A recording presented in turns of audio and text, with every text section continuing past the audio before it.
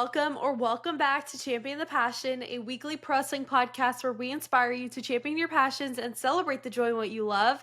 I'm your host. My name is Victoria Daisy, and today we're going to be recapping everything that happened last night on NXT. But before we dive deeper, don't forget to leave a 5-star review if you enjoyed. Follow me as Victoria Daisy across all social platforms and follow Champion the Passion across all streaming platforms.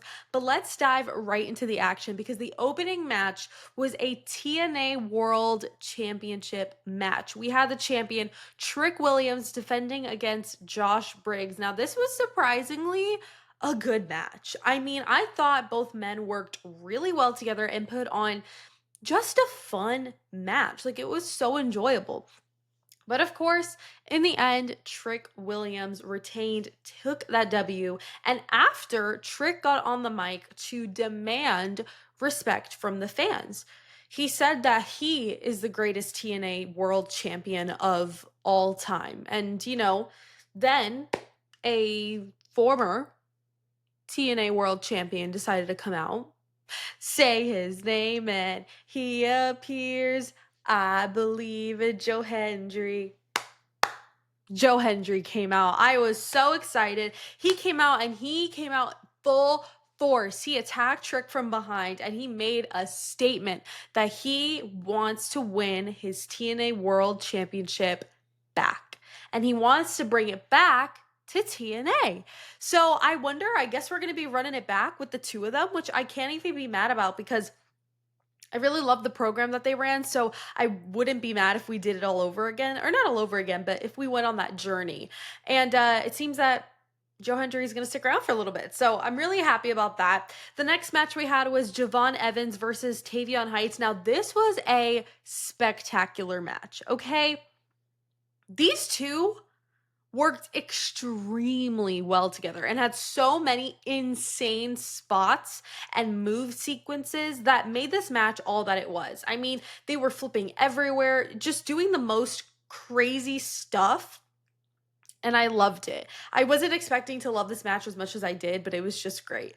In the end, though, Javon Evans did win. And you know what? I hope we get to see another matchup between him and Tavion Heights in the future because I really, really enjoyed it.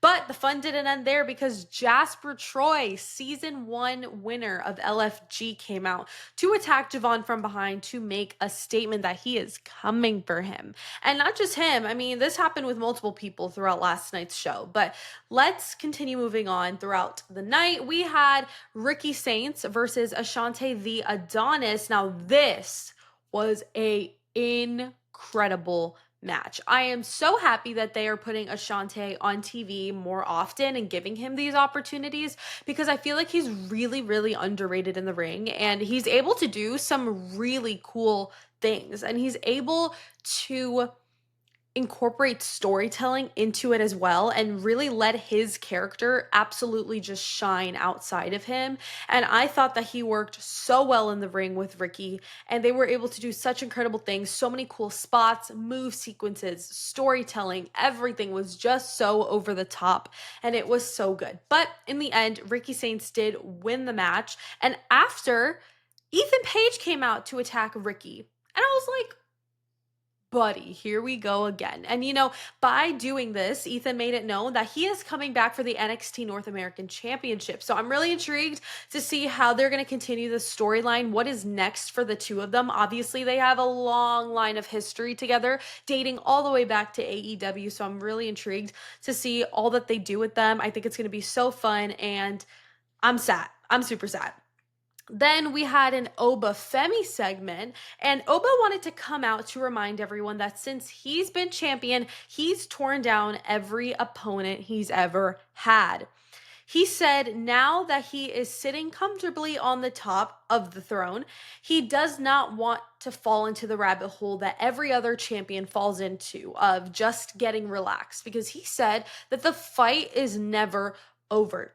He then said, quote, I get restless when there's no contenders because I crave the fight. And then Yoshiki Inamura came out. And I was shocked when Yoshiki came out because he is the last person I ever expected to come out to face Obafemi or to at least talk to him face to face. And he got on the mic to say that he came to NXT to chase glory. And after, he talked about how when he moved back to Japan, he realized how much he missed his tag partner, Josh Briggs, and how much he missed NXT and the NXT universe. So he challenged Oba to a title match, and then Oba accepted. So I'm really intrigued to see that match happen. And then, as I mentioned earlier, Jasper Troy's job was not done because he came out once again and attacked Yoshiki and Amora. And holy crap, I love what they are doing here because they are really building up Jasper to be this big monster. And I think that Oba knows for a fact the next time that he faces Jasper, he's going to lose his championship. Jasper is bigger than Oba, stronger than Oba, more dominant than Oba. And even though he is just coming in, of course, he has to build that up first and, become intimidating to everybody, and that's exactly what he's doing. He is wiping out everybody, and that's really what Oba did in the beginning. So I'm really intrigued to see when we're going to get that really big PLE title match between Oba and Jasper, and I really do believe that when it does happen, Jasper will win the championship. I don't understand how someone bigger than Oba could do that. I know you probably could make the argument that, he defeated Moose, but the thing is, Moose is smaller than him. So I don't know. I'm really intrigued to see what ends up happening. After we had an NXT Heritage Cup Championship match between Tony D'Angelo and Channing Stacks Lorenzo. Now, before we get into the match, I just have to make a note that Stacks' new theme song. Did you guys pay attention to it? Did you guys listen to it? Because it eats down so hard.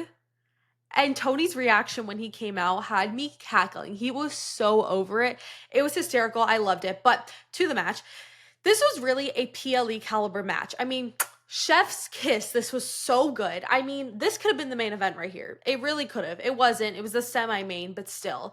I mean, the move sequences, the spots, and especially the storytelling was a 10 out of 10. I truly could watch these two wrestle for days on end. They were so entertaining. But in the end, Stacks won and is now the new NXT Heritage Cup champion. And Luca Crucifino did play a part in this victory. And, after the match, he got into the ring to see if he could reconcile with Tony, since he knows he screwed up. But Tony wasn't having any of it. Tony hit Luca.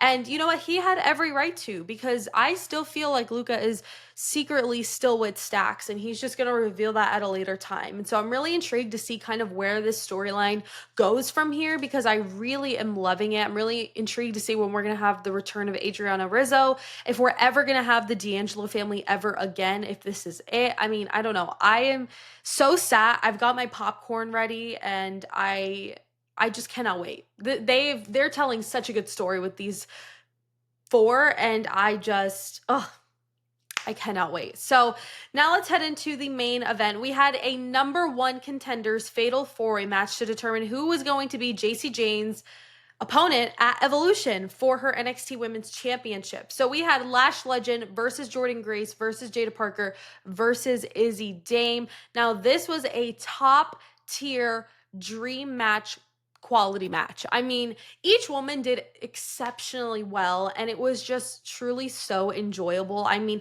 they really stole the show for me with this one. And you know what? In the end, Jordynne Grace won and is now the new number one contender for the NXT Women's Championship and will be facing JC Jane at Evolution. And I can't believe it. And I just have to say also, it's so cool that the first match to be announced for Evolution 2 is an NXT match, which I think is so fun.